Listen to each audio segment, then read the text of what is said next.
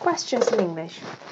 There are three ways of forming questions in English, depending on the kind of question we are dealing with. The first type of questions is the so-called subject questions. The second one, object questions. And the last one, indirect questions. Subject questions are the questions where I don't really know who did the action or what happened. So I need to ask a question about the actual subject. Object questions. In these questions, I already know who did the thing, but I want to get more details. I want to ask about the location, about the time, about the duration, about other people who are involved. So I want to know the details. And indirect questions are situations where I want to put my question into another sentence. So I already have a sentence, and inside it, I want to place my question. So what are the ways of forming them according to the type?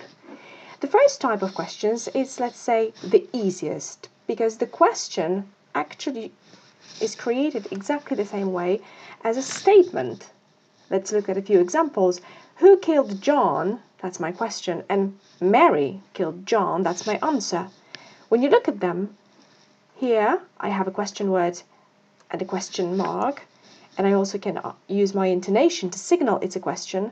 But if it wasn't for the question mark and the intonation, I wouldn't know grammatically that that's a question and that's a statement, because it looks exactly the same. Just like, who is singing? Bob is singing now. Is singing. Is singing. It's exactly the same order. Who has lost it? James has lost it. This part of the sentence looks exactly the same. What happened? A miracle happened. This form of the verb and this form of the verb, they're exactly the same. So if I have a situation where this element of the sentence is not known, the very, very beginning, the agent of the action, then I need to ask a subject question. And a subject question doesn't really ask me to manipulate with the verb. I just keep the verb the same. The situation gets a bit more complicated with object questions. In this case, I already know who did the action. So Mary or Bob or James, these names are already given. The point is for me to ask about the details of the action, like when, like what kind, like where, or all the other details that could be added in a sentence. In this case, it's not really enough to just use a question word, a question mark, or a questioning intonation. Grammar needs to help me here to signal that I'm actually asking a question. And this kind of help is reflected in auxiliary verbs. Auxiliary verbs are little words that pop in front of the subject in order to signal that that's a question. There are different auxiliary verbs for different tenses. Past simple has got a did auxiliary. Present continuous, for example, has the verb be. Present perfect, the word has or have. So for each tense, we need to learn and remember the auxiliaries.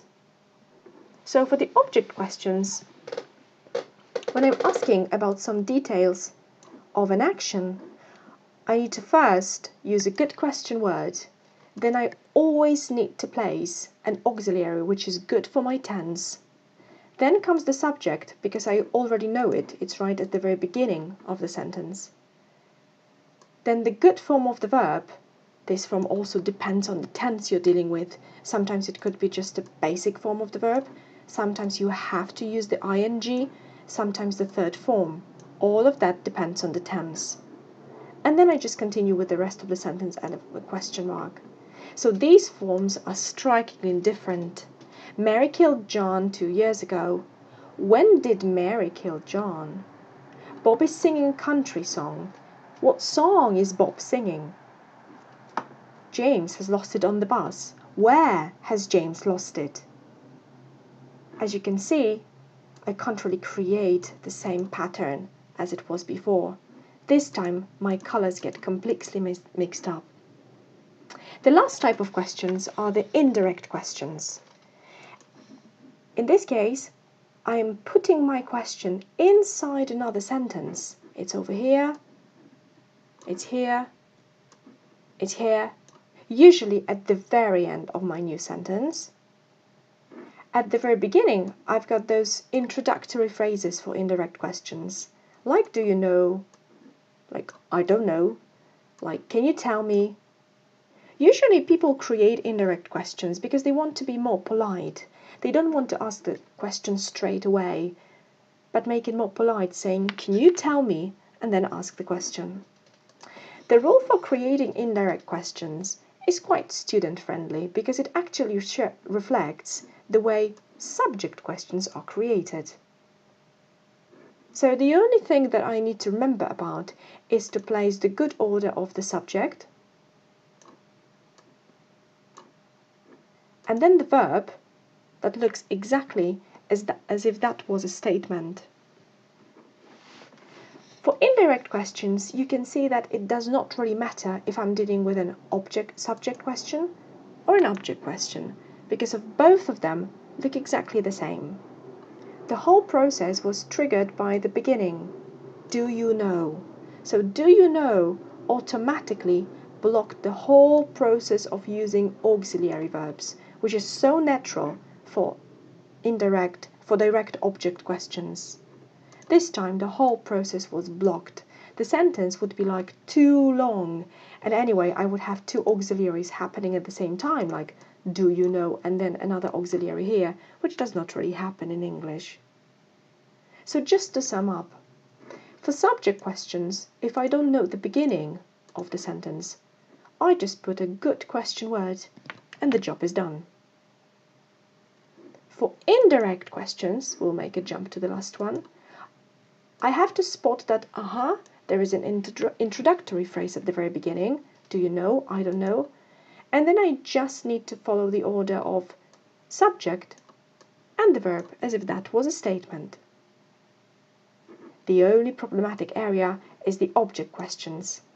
For these, I need to find a good question word.